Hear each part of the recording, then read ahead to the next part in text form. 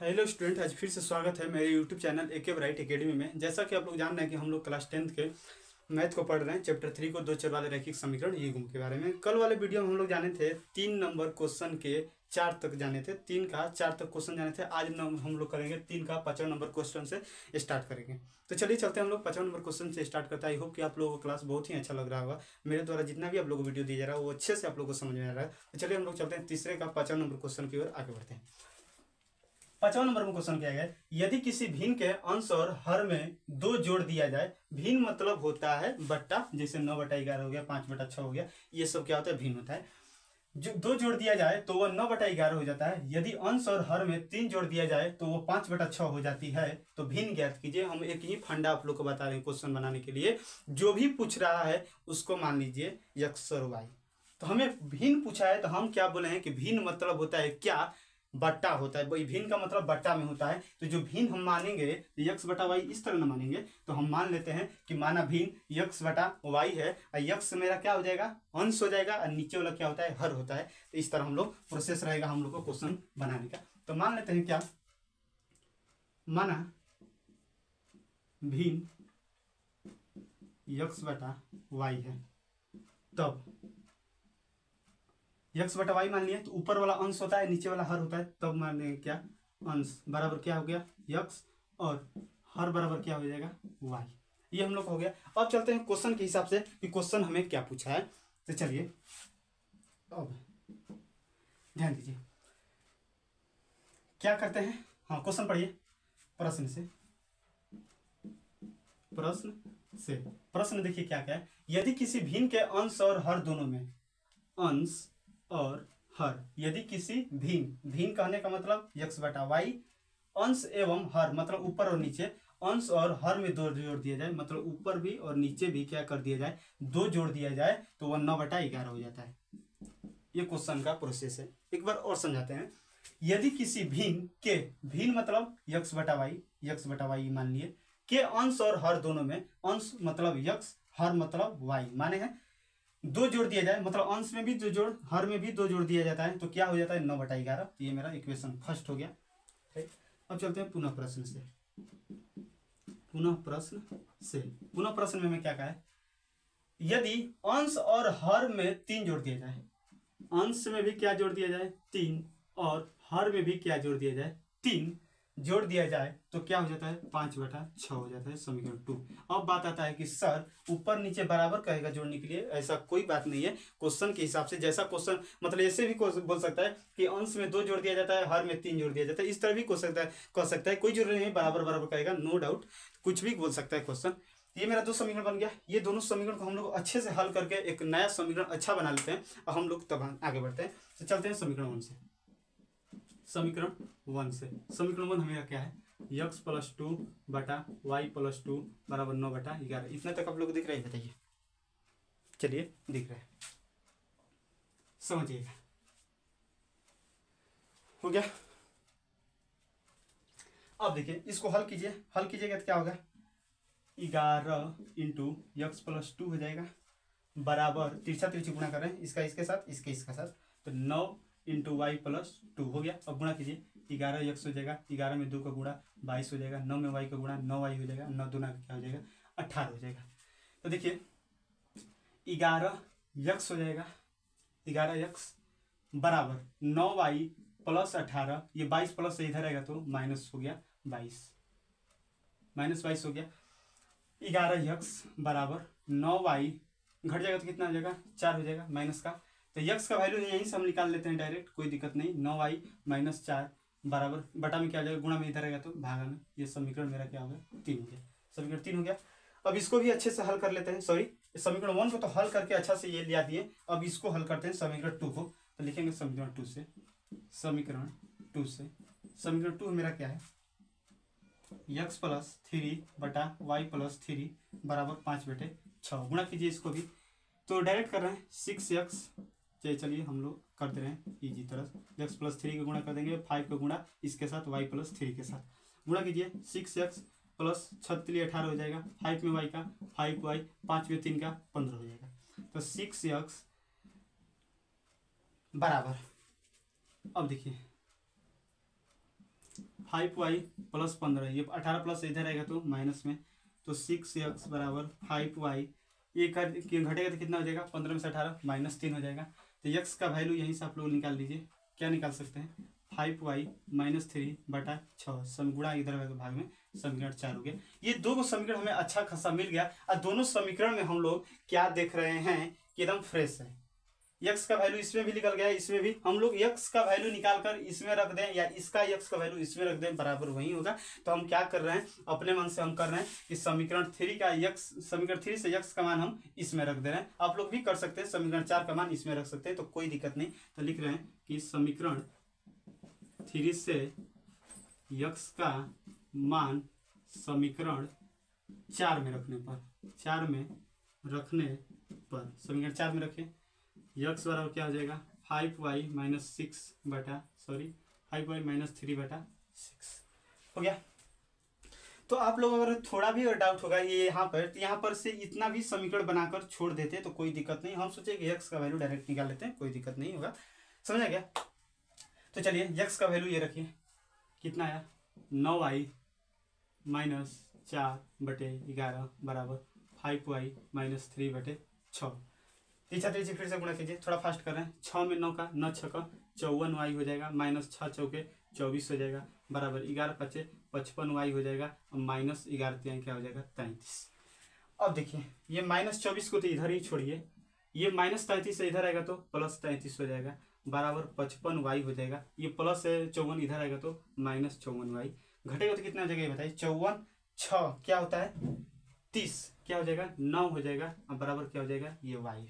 बताइए y का value कितना है, 54 में से 54 घटेगा तो एगो y बचेगा, और 33 में से 24 घटेगा तो कितना, 24 6 क्या होता है 30, 3 33 हो जाएगा।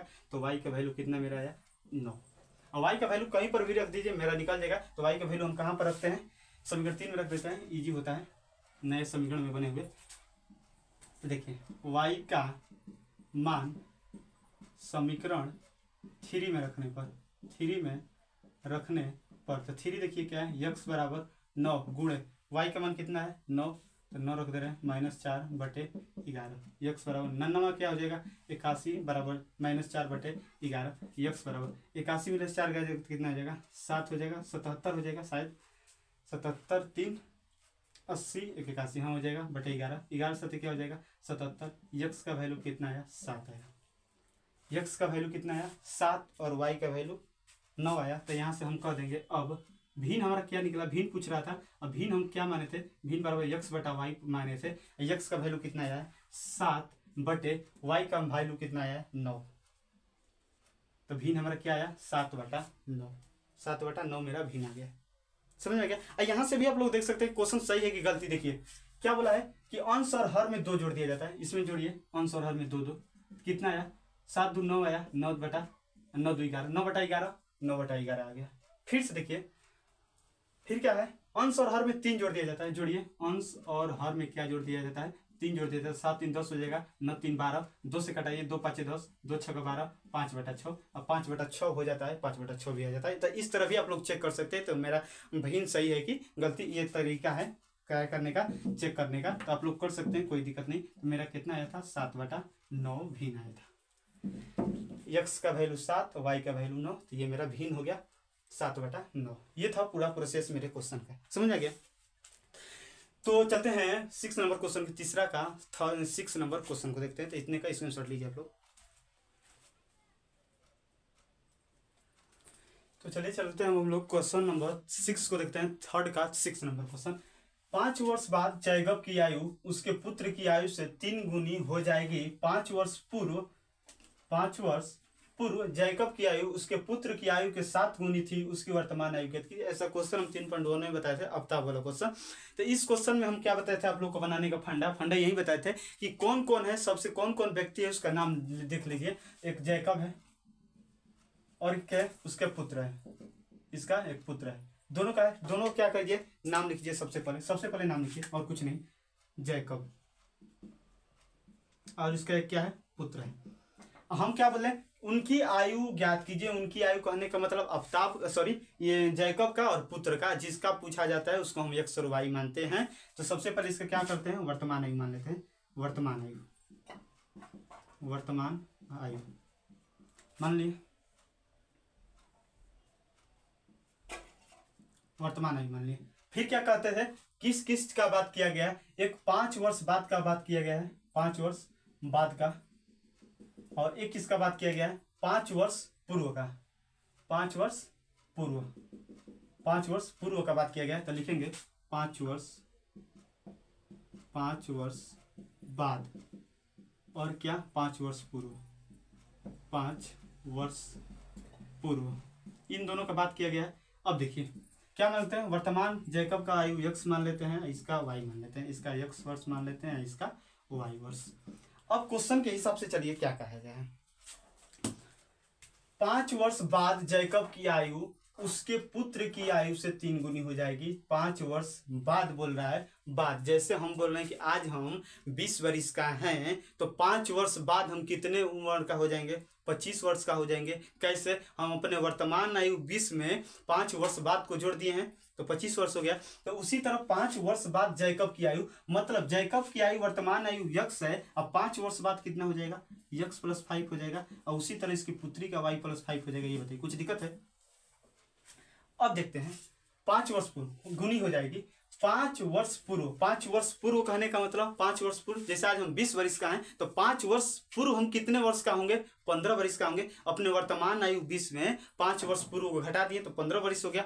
तो उसी तरह 5 वर्ष पूर्व कहने का मतलब जैकब का वर्तमान आयु x है, तो पहले 5 वर्ष कितना होगा, वर्तमान आयु में से घटा देंगे, इसको भी इस तरह कर देंगे।